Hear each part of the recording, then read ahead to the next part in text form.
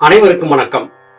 நாம் மகத்தான நீதிநெறி நூலாகிய விவேக சிந்தாமணி என்கிற நூற்தொகுப்பை வாசித்துக் கொண்டிருக்கிறோம். நல்லொழுக்கம் பேணி வாழாத சமுதாயம் தேசத்திற்கு நாசத்தையே தரும் என்பது நம்முடைய முன்னோர்களின் கருத்தாக இருந்தது. அது காரணமாகவே தங்களுடைய சந்ததிகள் நல்லொழுக்கம் சார்ந்து வாழ வேண்டும் என்பதற்காக பற்பல நீதி நூல்களை கொடுத்திருந்தார்கள். அதிலே விவேக சிந்தாமணி என்கிற இந்த நூல் மகத்தான உட்பொருட்களை கொண்டிருக்கிறது. இன்றைய பதிவிற்கான பாடல்களை பார்க்கலாம்.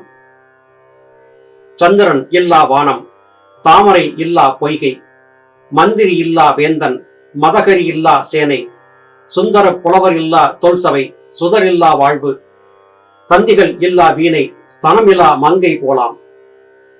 இந்த உலகிலே இருந்தும் இல்லாதது போல எவ்விதமான பயனும் இல்லாமல் இருக்கக்கூடிய விடயங்களை தெரிந்து கொள்ள வேண்டும் என்று விவேக சிந்தாமணி ஆசிரியர் சொல்லுகிறார். இரவு பொழுது இனிமையானது.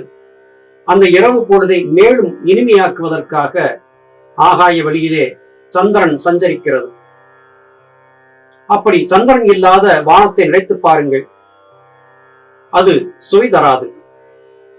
சந்திரனே கற்பனைகளுக்கு அதிகாரியாக இருக்கிறது, மனதிற்கு அதிகாரியாக இருக்கிறது, எண்ணங்கள் உற்பத்தியாவதற்கு அதிகாரியாக இருக்கிறது. எனவே சந்திரன் இல்லாத வானத்தை கற்பனை செய்து பார்த்தாலே மிகவும் துன்பமாக இருக்கிறது. இப்போது இருக்கக்கூடிய சந்திரன் ஒருவேளை பூமியை விட்டு நீங்கிவிட்டால் இங்கே உயிர்குலங்கள் உற்பத்தியே இருக்காது என்பதை விஞ்ஞானமும் ஒப்புக்கொள்ளுகிறது. சந்திரன் இல்லாத வானம் சிந்திப்பதற்கே சங்கடமாக இருக்கிறது. பொய்கை, அழகான பொய்கை, அந்த பொய்கைக்கு அழகு தருவது தாமரை மலர்கள். வெறும் பொய்கை நீர் மாத்திரம் இருந்தால் அது அழகாக இருக்காது. அந்த பொய்கையிலே அழகிய தாமரைகள் பூத்து கொழுங்கினால் அந்த பொய்கை பார்ப்பதற்கு மேலும் பரவசத்தை தருகிறது. பொய்கை என்றால் தாமரையோடு இருந்தால் தானே அழகு. அதுபோல ஒரு தேசம் நல்ல விதமாக வாழ வேண்டும், அந்த தேசத்தின் மன்னன் நல்ல விதமாக அரசு செலுத்த வேண்டும் என்றால் நன்னெறி பூண்டு வாழ்ந்து தக்க சமயத்திலே தக்க அறிவுரைகளை சொல்லி வேந்தனை சரியான பாதையிலே வழிநடத்தக்கூடிய மந்திரிமார்கள் இருக்க வேண்டும். உண்மையான மந்திரிகள் இல்லாத அரசன் தேசத்திற்கு நாசத்தையே ஏற்படுத்துவான். அரசன் தன்னுடைய படைப்பிரிவுகளிலே 4 விதமான படைப்பிரிவுகளை கொண்டிருப்பான். காலாட்படை, குதிரைப்படை, யானைப்படை, தேர்ப்படை என்பதான 4 விதமான படைகளை வைத்திருப்பான். இந்த 4 விதமான படைகளிலும் மகத்தானதும் சக்தி பொருந்தியதுமாக இருப்பது யானைப்படைதான்.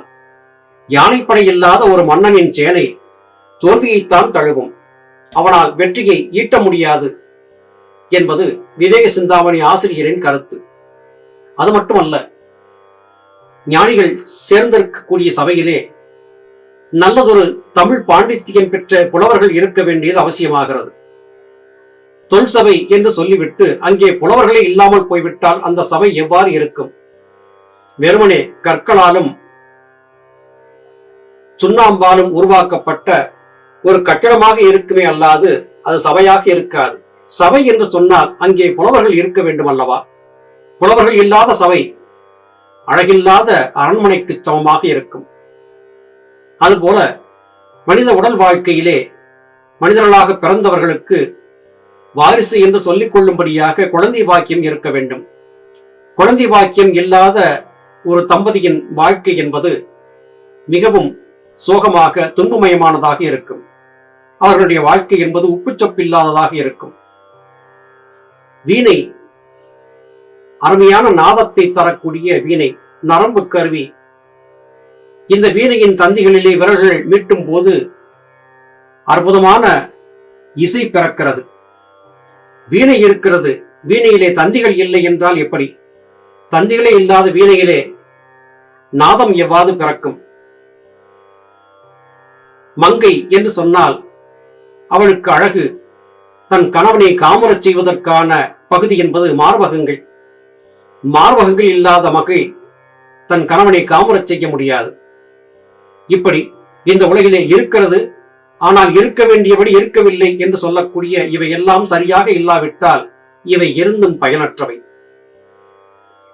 நிலவு இல்லாத வானம், தாமரை இல்லாத தடாகம், மந்திரி இல்லாத அரச சபை, யானைகள் இல்லாத அரசனின் சேனை, புலவர்கள் இல்லாத சபை, குழந்தை இல்லாத மனித வாழ்க்கை, கம்பிகள் தந்திகள் இல்லாத வீணை, மார்பகங்கள் இல்லாத மங்கை, இவையெல்லாம் இருந்தும் இல்லாமல் இருப்பதும் ஒன்றுதான், எந்த வகையிலும் பயனற்றது என்பது விவேக சிந்தாமணி ஆசிரியருடைய கூற்றாக இருக்கிறது. குறைகடல் வறுமையும் குரத்தி உண்மையும் நரை அற மருந்தை உண்டு இளமை நன்னலும் விரை செறி குழையினால் வேசி ஆசையும் அரை அரண் அன்பு அமைவதும் ஐந்தும் இல்லையே.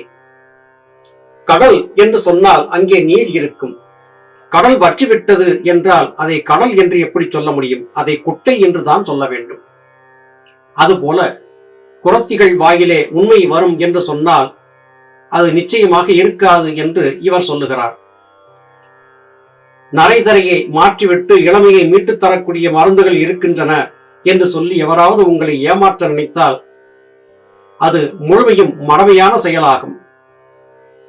வேசி ஆசையிலே ஈடுபட்டு தன் வாழ்க்கையை பொருள் கொண்டதாக மாற்றிக்கொள்ள முடியும் என்று எவராவது கருதினால் அதுவும் அற்பத்தனமான எண்ணமாகவே முடிந்து போகும்.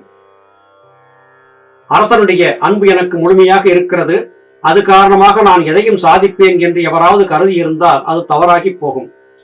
அரசர்கள் எப்போது குணம் மாறுவார்கள், எப்போது எந்த விதமாக யாரை நடத்துவார்கள் என்பது எவருக்கும் தெரியாது. மாறிக்கொண்டே இருக்கும் குணம் கொண்டவர்களாகவே அரசர்கள் இருப்பார்கள். எனவே அரசர்களின் நட்பு எப்போதும் நிச்சயமான ஆனந்தத்தை தராது. இந்த ஐந்தும் நிச்சயம் கேட்டையே தரும் என்று விவேக சிந்தாமணி ஆசிரியர் இங்கே குறிப்பிடுகிறார். முடவனை மூர்க்கன் கொன்றால் மூர்க்கனை முனிதான் கொல்லும், மடவனை வலியான் கொன்றால் மரளிதான் அவனை கொல்லும்.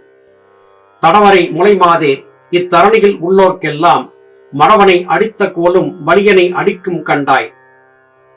முடவன் நடக்க முடியாமல் தட்டு தடுமாறிக் கொண்டிருக்கக்கூடியவன், அல்லது போதிய உடல் பலம் இல்லாமல் சோர்ந்து இருக்கக்கூடியவன். அவன் மீது மூர்க்க குணம் கொண்ட உடல் பலத்தை மாத்திரமே நம்பி இருக்கக்கூடிய ஒருவன் ஆதிக்கத்தை செலுத்தி அவனை கொன்று விடுகிறான் என்று வைத்துக் கொள்வோம். மூர்க்கன் தான் கொண்ட மூர்க்க குணத்தின் காரணமாக பலரை துன்புறுத்தி கொலை செய்திருந்தாலும் கூட அவனுடைய கோபமே பலருடைய பகையை உருவாக்கி அந்த கோபத்தாலேயே அவன் கொல்லப்படுவான் என்று விவேக சிந்தாமணி ஆசிரியர் கொள்ளுகிறார். திருக்குறளிலே திருவள்ளுவநாயனாரும் இது போன்ற கருத்துக்களை சொல்லி இருக்கிறார். வலியார் முன் தன்னை நினைக்க தான் தம்மின் மெலியார் மேல் செல்லும் இடத்து என்பது திருக்குறள்.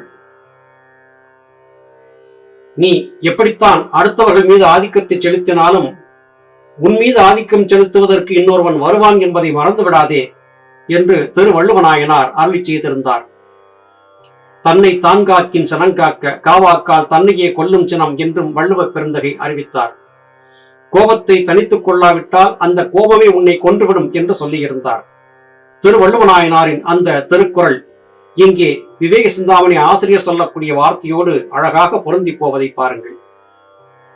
மடவனை வலியான் கொன்றால் மரளிதான் அவனை கொல்லும். அப்பாவிகளை ஆதிக்க பலம் கொண்டவன் கொன்றுவிட்டான், அவன் மீது ஆதிக்கத்தை செலுத்தி துன்புறுத்தினான் என்றால் கூற்றுவன் என்று அழைக்கப்படக்கூடிய யமன் அவனை கொல்வதற்கு காத்திருக்கிறான். அதை மறந்துவிடக்கூடாது. இந்த உலகிலே இருக்கக்கூடிய மனிதர்களுக்கெல்லாம் ஒரு விடயத்தை தெளிவாக சொல்ல வேண்டியிருக்கிறது. தரையிலே இருந்து வலியவன் மூர்க்கன் கையிலே எடுத்த ஒரு தடி ஏழைகளை சாமானியர்களை அடிக்கும் காயப்படுத்தும் என்றால் அதே தடியை வேறொருவன் கையிலே எடுத்தால் தன்னை வலிமையானவன் என்று சொல்லிக் கொண்டவனையும் கூட அந்த தடி அடிக்கும். அந்த தடிக்கு வலியவன் எளியவன் என்று இல்லை.